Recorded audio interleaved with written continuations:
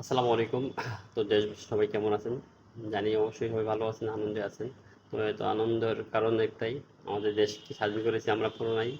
তো ছাত্র আন্দোলন দ্বারা দেশকে আবার পরিবর্তনভাবে স্বাধীন করা হয়েছে। তো স্বাধীন করলেই হবে না, স্বাধীন করা সহজ, স্বাধীনতা রক্ষা করা কিন্তু অনেক কঠিন। তো এখন কিন্তু অনেক জায়গায় ছিনতাই, অনেক কিছু ছিনতাই হইতেছে, অনেক কিছু আহ, ডাকাতি হইতেছে, ডাকাতি।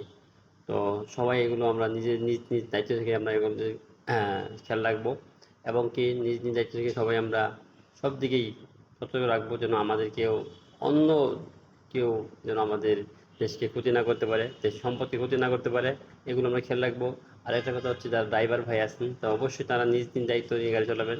এখন এখন কিন্তু রাস্তায় কোনো ট্রাফিক নাই, কোনো মোড়ে ট্রাফিক নাই। তো ছাত্ররা অনেক অনেক জায়গায় ছাত্ররা টোল দিচ্ছে। তো আমরা মনে করব প্রত্যেক ড্রাইভার ভাই যদি আমরা নিজ নিজ দায়িত্বে